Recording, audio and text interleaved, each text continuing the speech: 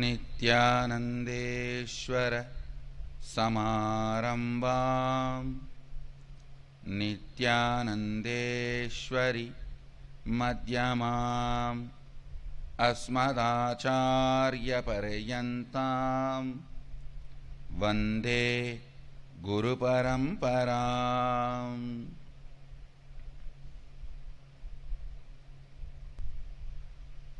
உங்கள் அனைவரை வணங்கி வரவேற்கின்றேன். நித்திய கிரியா யோகம். கிரியை அப்படிங்கிற இந்த வார்த்தையை புரிந்து கொள்ளுங்கள். நம் எல்லோருக்குள்ளும் இருக்கின்ற மிகப்பெரிய சக்தியை விழிக்க வைக்கின்ற அறிவியலுக்குத்தான் கிரியைன்னு பேரு.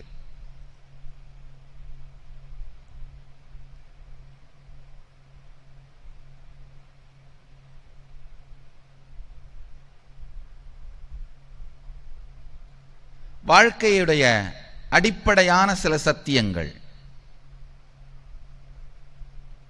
நீங்கள்லாம் நினைக்கிற மாதிரி இந்த வெறும் உடம்பு கிடையாது. நீங்கள் இந்த உடம்பு உங்களுடைய 5இல் 1 பாகம்தான். 5இல் 1 பாகம்தான் இந்த உடம்பு. ஸ்தூல சரீரம், அதாவது இரத்தமும் சதையும் எலும்பாலுமான இந்த உடம்பு, இது உங்களுடைய 1 பாகம்தான்.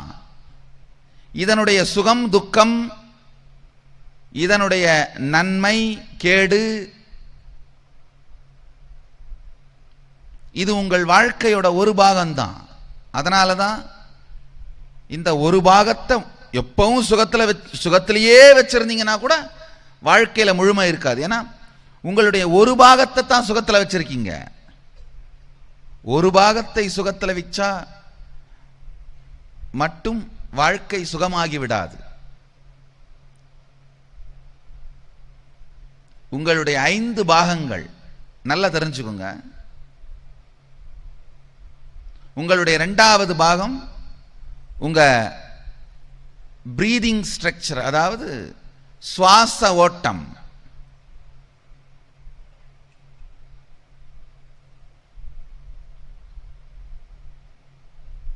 எப்படி சுவாசம் உள்ள போகுது, வெளியில வருது, எப்படி அந்த பிராணன் உங்களுக்குள்ள உயிரா இருக்கு, இது உங்களுடைய 2வது பாகம். பிராண சரீரம்னு சொல்லுவோம். இந்த உடம்பு மாதிரியே அது உங்களுடைய 1 பாகம். 3வது பாகம் உங்களுடைய எண்ண ஓட்டம், மனம். காரணம் இல்லாம 24 மணி நேரம் ஓடிக்கிட்டே இருக்கும். பாருங்க, ஏன் ஓடுது, எதுக்கு ஓடுது, என்ன பண்றீங்க, எதுவும் தெரியாது. கிராமத்தில் வயக்காட்டில் கயிற்றுக்கட்டில் படுத்திருக்கும் போது நகரத்தில் பெரிய அப்பார்ட்மெண்ட் இருந்தால் சுகமாக இருக்குமேன்னு சிந்திக்கும். உழைச்சி எல்லாம் பண்ணி நகரத்தில் பெரிய அப்பார்ட்மெண்ட்டை வாங்கி அந்த பால்கனியில் உட்காந்துருக்கும் போது கிராமத்து கயிற்றுக்கட்டிலும் காற்று ரொம்ப நல்லா இருக்கும் இல்லைன்னு தோணும். ஏன் தோணும், எதுக்கு தோணும், எதை எப்ப சிந்திக்கும், எதுவுமே தெரியாத உள்ள ஓடிக்கிட்டே இருக்கிற மனம், மன சரீரம், அது 3வது. உணர்ச்சிகள், மனதுக்கும் ஆழமான உணர்ச்சிகள். உணர்ச்சிகள் 4வது. அத விஞ்ஞானமய கோஷம்னு சொல்வோம். விஞ்ஞானமய சரீரம். 5வது வாழ்க்கையில் நீங்க எப்பவாவது மட்டும் அனுபவிக்கிற ஆனந்தம். நீங்கள் கலப்படம் இல்லாத தூய்மையாக நீங்களாகவே இருக்கின்ற இடம். நல்லா புரிஞ்சுக்குங்க. இந்த 5 சரீரங்கள் கோஷம்னு சொல்லுவோம். கோஷம் சரீரம் அப்படின்னா ஒண்ணுதான். இந்த உடம்பு எலும்பாலும் இரத்தத்தாலும் சதையாலும் மஜ்ஜையாலும் ஆன இந்த உடம்பு, அது அன்னமய கோஷம், ஸ்தூல சரீரம். உங்களுக்குள்ள ஓடுற சுவாச ஓட்டம்,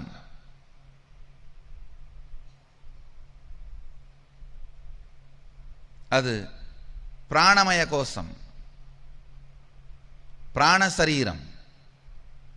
உங்களுக்குள்ள ஓடிட்டே இருக்கிற மன ஓட்டம், எண்ண ஓட்டம், மனோமய கோஷம், மன சரீரம். உங்களுக்குள்ள ஓடுற உணர்ச்சிகள், விஞ்ஞானமய கோஷம். உங்களுடைய ஆன்மா, ஆனந்தமயமா இருக்கிற ஆன்மா, ஆனந்தமய கோஷம். அந்த ஆனந்தமயம், ஆன்மான்னு சொல்ற அந்த சக்தி தான் பல்வேறு விதத்துல சதாசிவன், இறைவன், கடவுள், குண்டலினி அப்படின்னு வேற வேற பேரால நாம சொல்ற சக்தி உங்களுடைய 5வது சரீரமான ஆனந்தமய கோஷமும் ஆன்மாவும் தான். உங்க எல்லாருக்குள்ளேயும் அது இருக்கு. ஏழை, பணக்காரன், உயர்ந்த ஜாதி, தாழ்ந்த ஜாதி, இந்த மதம், அந்த மதம், ஆண், பெண், அலி, குழந்தை, வயதானவர், பணக்காரர், ஏழை என்கின்ற எந்த பாகுபாடும் இல்லாமல், நல்லவன் கெட்டவன் என்கிற பாகுபாடு கூட இல்லாமல், எந்த பாகுபாடும் இல்லாமல் உங்கள் எல்லோருக்குள்ளும் இந்த 5 சரீரமும் இருக்கின்றது.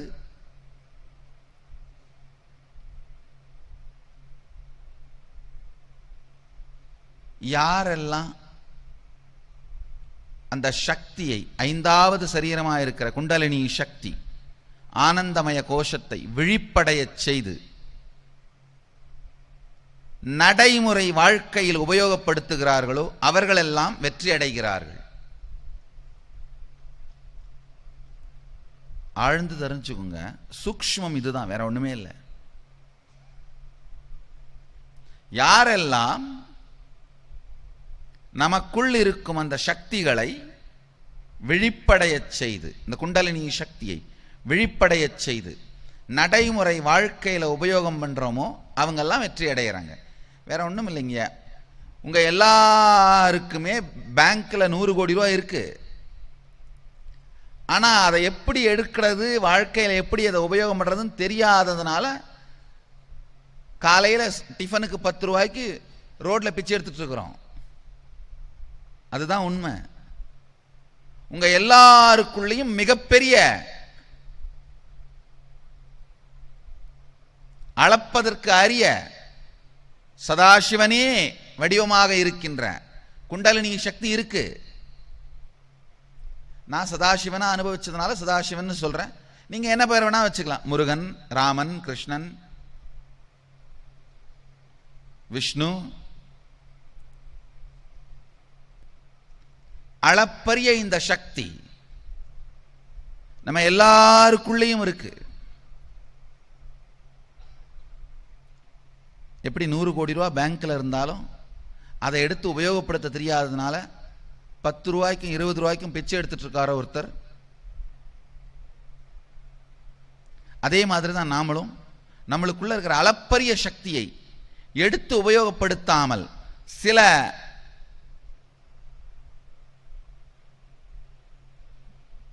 சிறு சிறு செயல்களுக்கு கூட,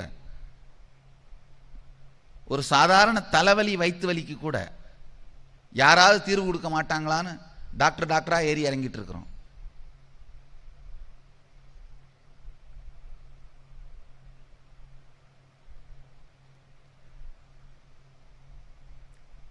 $100 கோடி பேங்க்ல இருந்தும் தெருவில் 10 ரூபாய்க்கு பிச்சை எடுக்கிற ஒருத்தருக்கு அவருடைய 100 கோடி அவர் எப்படி யூஸ் பண்றதுன்னு கற்றுக் கொடுத்து அந்த பணத்தை வெளியில் எடுத்து அவர் வாழ்க்கையை வளப்படுத்திக்க வைக்கிற அந்த நுட்பத்துக்கு பேர் தான் கிரியை.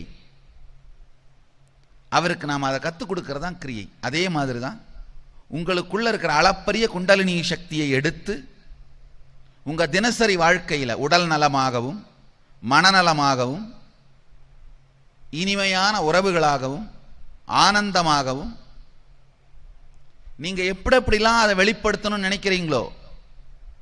சில பேர் 100 கோடி ரூபாய் இருந்தால் பெரிய ஒரு வீடு கட்டி கார் வாங்கிப்பாங்க. சில பேர் வீடு கட்டி கார் வாங்கி வயல்வெளி தோட்டமெல்லாம் வாங்கி போடுவாங்க.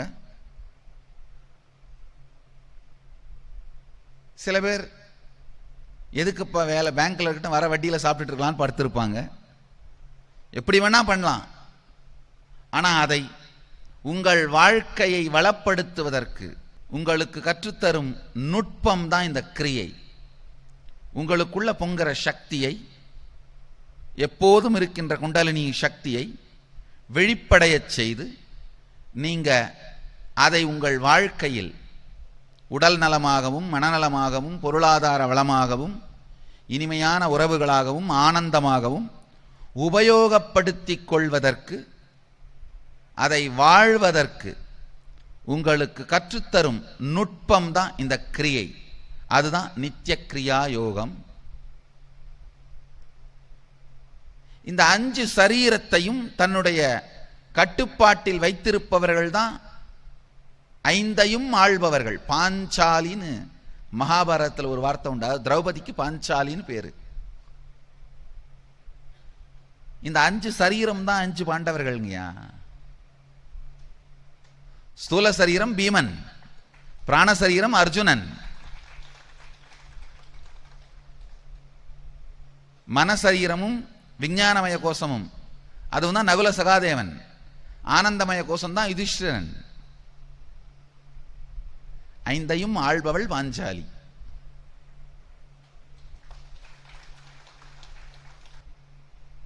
முதல்ல ஸ்தூல சரீரம். இந்த ஸ்தூல சரீரம்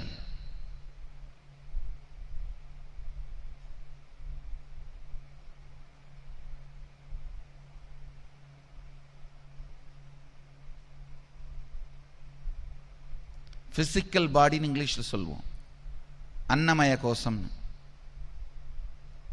இந்த சரீரத்தில் உங்கள் குண்டலினி சக்தி முழுமையாக இயங்காமல் தடைபடுவதற்கான காரணம் உங்களுடைய பயம் சார்ந்த மன அமைப்புகள்.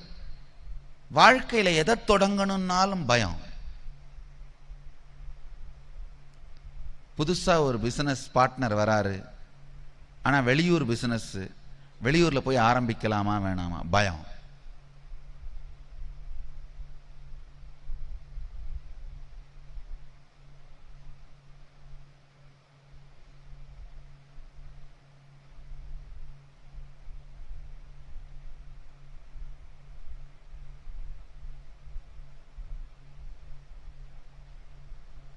படிப்புக்கு வெளியூர் போகணும், காலேஜ் வேற ஊர்ல, போலாமா வேணாமா, பயம். எதுக்கெடுத்தாலும் பயம். இது என்ன ஆகும், அது என்ன ஆகும், பயம் பயம் பயம். சிந்தனை ஓட்டமே பயம் அப்படிங்கிற அந்த அணையில் தடைபட்டு வாழ்க்கையே முடங்கி போயிருது.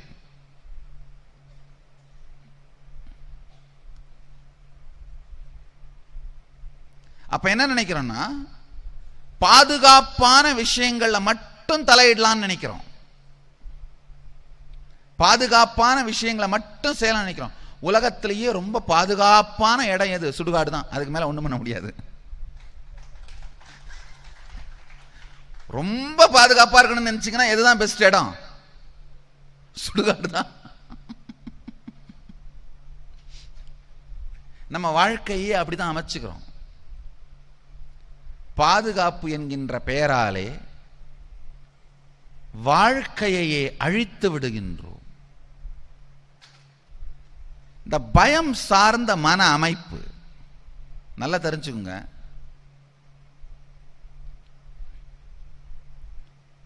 எந்த வெற்றியும்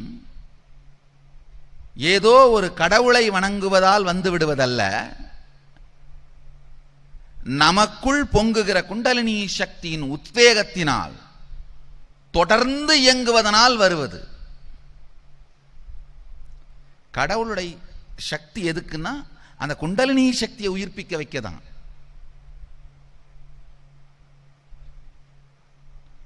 கட்டாயமா ஒரு அவசர தேவைனா பொதிசோறு சுமக்கவும் பெருமான் தயங்க மாட்டாரு. வெறுங்காலோட வந்து காதலுக்கு தூது போயிருக்கார் சுந்தரருக்காக. அவசர காலத்தில் அதை செய்வார் உண்மை. ஆனா எல்லா நேரத்திலையும் அவர் நமக்கு வந்து கத்திரிக்காய் வாங்கினது கொடுக்கணும்னு நினைக்கிறீங்களா? கடைக்கு போய் அது சாத்தியமும் அல்ல, சரியும் அல்ல. நமக்குள்ள இருக்கிற குண்டலினி சக்தியை வெளிப்படைய வைக்கத்தான் அவர்.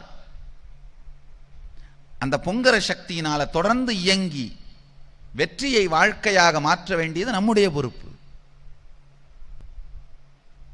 அவர் செய்வது நமக்குள் இருக்கும் சக்தியை உயிர்ப்பிக்க வைப்பது மட்டும்தான். அதுக்கு மட்டும்தான் அவர்கிட்ட போகணும். அதுதான் முறையாக சரியாக அவரை உபயோகப்படுத்துகிறது. தொடர்ந்து நமக்குள்ள இருக்கிற அந்த பயம், மரண பயம் மட்டும் இல்ல, அது கூட சில நேரத்தில் மறந்துடுவீங்க. ஆனா இதாயிடுமோ அதாயிடுமோ. எத்தனை பேர் டூ வீலர்லயோ கார்லயோ உட்காரும் போதே ஃபர்ஸ்ட் தாட் என்ன வரும்? ஆக்சிடென்ட் தான் தாட் வரும். எத்தனை பேருக்கு இதை கை தூக்குங்க. எத்தனை தானே ஆக்சிடென்ட் ஆயிருச்சு? ஆகாதனால தான் நீங்க உட்கார்ந்துருக்கீங்க. நம்ம வாழ்க்கையே இந்த சிறிய குறுகிய வட்டத்துக்கான காரணம் இதுலயே இருக்கிறது. காரணமே வேற ஒண்ணும் இல்லைங்கயா, பயம் சார்ந்தே சிந்தித்தல்.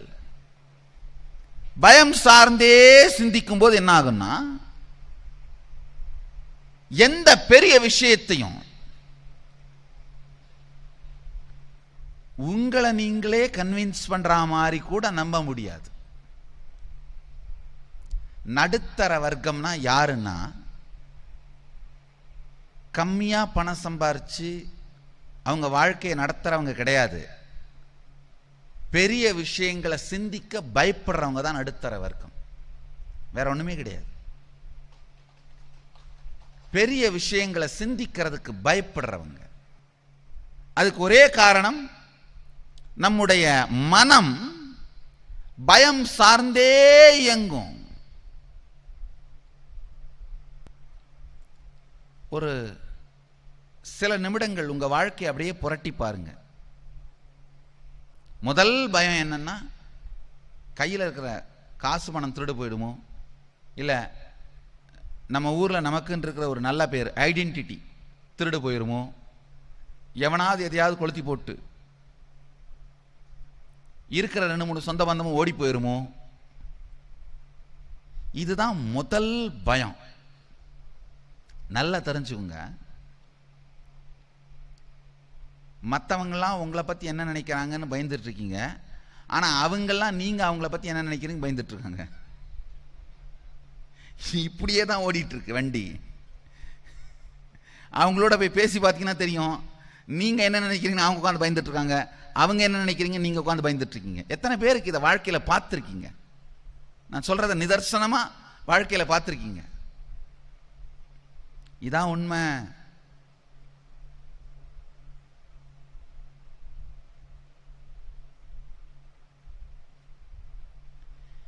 இந்த பயம் சார்ந்த மன அமைப்பை உடைச்சிங்கனாலே பிராக்டிக்கலா இருப்பீங்க. நீங்க வந்து ஒன்றும் உடனே பயம்லாம் எனக்கு போயிடுச்சு நேராக போய் கடலில் குதிக்கிறது ஒன்றும் தைரியம் இல்லை. அது சூசைடு, அது தற்கொலை. ஆனா கடல் கடந்து வியாபாரம் செய்ய, வேலைகள் செய்ய, செயல்படுவதற்கு பயம் இருக்காது. எத்தனை பேர் ஒரு தரம் ஃப்ளைட்டு கொஞ்சம் ஏதாவது ஒரு வெதர் சேஞ்சில் டர்புலண்ட் ஆயிரு கொஞ்சம் ஆடிருச்சுன்னா அதுக்கப்புறம் ஃப்ளைட்லேயே ஜென்மத்தில் ஏற மாட்டீங்க. இல்லை ஒரு தரம் கப்பலில் போய் கொஞ்சம் டர்புலன்ஸ் ஆயிடுச்சுன்னா அதுக்கப்புறம் ஜென்மத்தில் கப்பல் பக்கமே போறதில்லை. அது இருக்காது. போய் கடல்ல குதிக்கிறது வீரம் இல்லை, பயம் சார்ந்தே இயங்கிட்டு இருக்கிற மன அமைப்பு இல்லாமல் இருப்பது வீரம். பயம் சார்ந்தே செயல்படுற மன அமைப்பு இல்லாமல் இருப்பது வாழ்க்கை. இந்த ஒரு 4-5 பயம்தான் முக்கியமா வாழ்க்கையில் இருக்கும். பேர் புகழ் போயிடுமோ, இல்ல உடல் நலம், அதாவது திடீர்னு வியாதி வந்துருமோ, இந்த பயங்கள், உங்களுடைய சொந்த பந்தம் அவங்க இறந்துருவாங்களோ, அவங்க இல்லாமல் போயிடுவாங்களோ, அவங்க இல்லாத வாழ்க்கையை வாழ வேண்டி இருக்குமோ, சில நேரத்தில் காரணமே தெரியாம பயமா இருக்கும். ஏன்டா பயப்படுற, என்னையா பயம் தெரியல சாமி, ஆனா எதை பார்த்தாலும் பயமா இருக்கு. காத்தடிச்சு கதவு ஜன்னல் தானாமுன்னா பயம்,